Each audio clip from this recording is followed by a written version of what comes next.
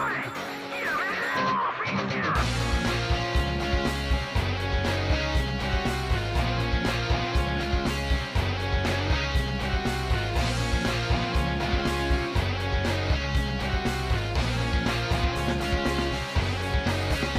Tiger fans, and welcome to The Rundown, your one-stop shop for all things at your very own OBU. Today we're talking Tiger football with Dr. Tiger Nation, Kevin Model. We're breaking down last week's games, then gearing up for tomorrow's opponent, ECU. But first, let's catch you up with Ouachita soccer and volleyball. Men's soccer came into the week off a tough weekend of play, dropping 3 games to West Texas A&M, Lindenwood University, and Rogers State. They returned to OBU this week to take on Harding University on the 17th and Northeastern State on the 22nd. Lady Tiger soccer has been on a hot streak so far this season. With the talents of U of A transfer Haley Hatcher and true freshman Barbara Pascale, the Tigers have jumped out to a 5-0 start this season. Speaking of streaks, the women's volleyball team is on a 5-game winning streak as well, posting impressive wins over Lyon College, Philander Smith, and Oklahoma Panhandle State University. The Tigers look ready for a great season. Now let's bring in our local football expert, faculty sponsor of Tiger Nation, Dr. Kevin Model. Now, Dr. Model, the Tigers cruised to an easy 49-24 win last week against Southern Nazarene that seems to be experiencing some growing pains in the GAC. What are your thoughts about the game? Well, I don't know that the Tigers cruised. It was demonstrated pretty clearly that after an 82-10 loss by Henderson State for Southern Nazarene, that they bounced back as a better team than that original game might have led us to believe. So they were able to put some points on the board.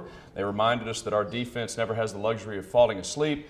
But in terms of the Tigers' victory, what we saw on the field up in Bethany, Oklahoma, is our playmakers doing their jobs. All right, let's move over to next week's game against East Central. What are you looking for the Tigers to improve coming into this next week? Well, it's an interesting thing that ECU is also the Tigers because in many respects, on both sides of the ball, they look a lot like we do. They are a run-first program, and so we've got to make sure that our guys are staying home. We need to plug our gaps. We need to exercise fundamentals when we tackle. No arm tackles. We've got to wrap them up and put them down like the bad kitties that they are. And what that will do for us, if we can shut down the run game, that'll force sophomore quarterback Spencer Bond to have to throw the football.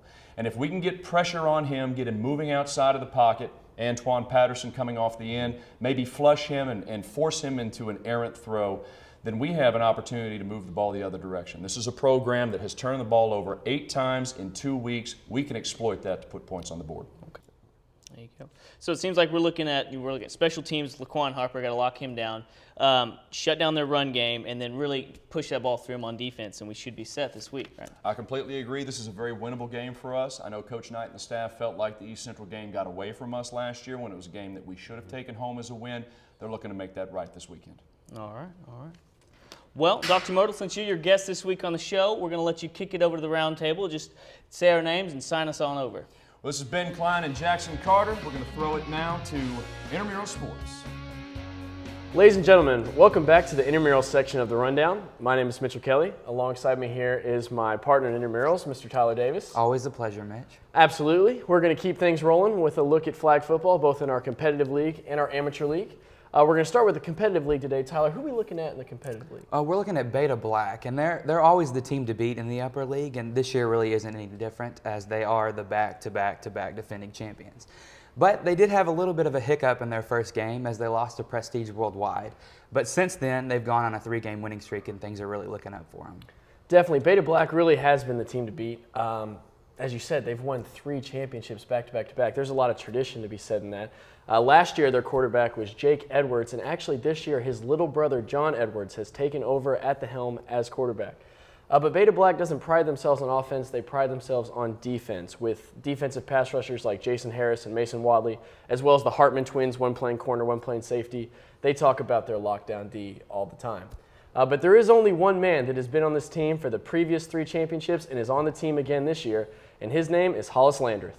We caught up with Hollis Landreth to see if he thinks Beta Black can win a 4th championship in a row.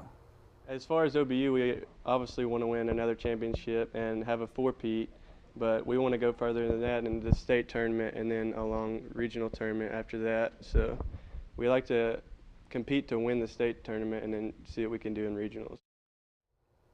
All right, guys, and that's all we have for intramurals today. We're going to go ahead and kick it out to the round table with Mr. Brandon Smith. Welcome to the Round Table, Ouachita. I'm your host, Brandon Smith, and my guests this week are Dixon Land and Kirby Von Edwins. This week, we're discussing a topic that isn't normally discussed in the show, soccer. But all of you non-soccer fans, stay with us because we're going to talk about everyone's favorite team, Team USA. So if you don't watch this, you don't like America. Team USA is gearing up for the 2014 World Cup in Brazil, and there's a lot of hype surrounding the team. So I have Dixon and Kirby here to tell us how good this team really is. All right, guys. So is this USA team really a World Cup contender, or are they just kind of pretenders right now? You know, Brandon, I would argue yes, and here's why. The United States clinched its 7th straight World Cup appearance this year in a 2-0 win over Mexico. They're 14 of 17 in their last 17 games. And they beat Germany in a friendly match 4-3 earlier this spring. All right, that's a good point, Dixon. I like your argument there. Kirby, what you think? Unfortunately, I think I have to disagree. I'm just a realistic USA fan, but a fan nonetheless. I would love to see them win. So is it possible? It's a possibility to win. But contender, I don't think anyone has USA on the radar to go all the way to the finals and come out with the cup. I mean, you talked about like the Germany win earlier this summer. I mean, we're playing against the third team for Germany, so like they don't even have their best people because that's right after Dortmund and had all, they're just playing in the Premier League and all their people are on leave. So and even when like qualifying, we just qualified, but we're in the CONCACAF, which is one of the easiest places to qualify in the world.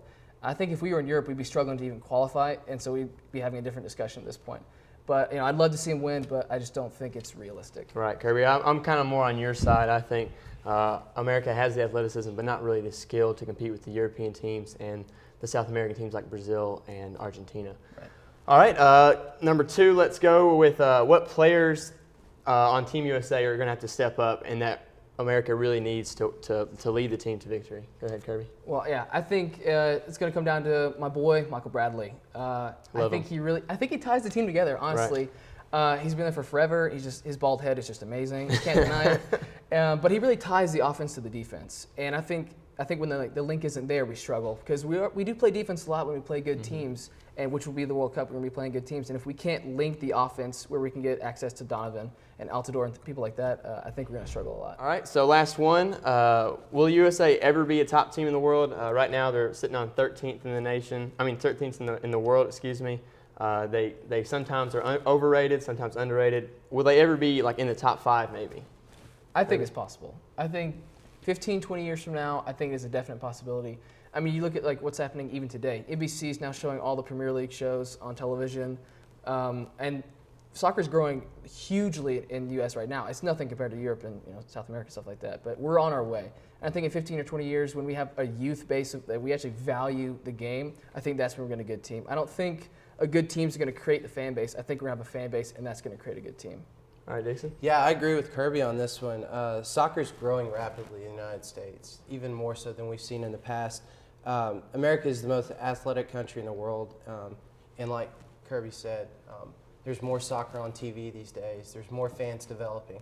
I do think, though, that one thing we've got to watch out for is America doesn't worship soccer like the Europeans do right now. So, we're growing, but we're still not up to the European or even South American standards yet. Right, I understand what you're coming from there. USA, definitely soccer is like the 5th or 6th favorite sport in USA. But there you have it. That is Team USA. Thanks, Dixon. Thanks, Kirby. Tune in next week for our next discussion. I'm Brandon Smith. This has been The Round Table. Well, that's all we've got for today. Be sure to tweet us at The Rundown OBU with your ideas for upcoming episodes. For Jackson Carter, I'm Ben Klein. Keep it sporty, Ouachita.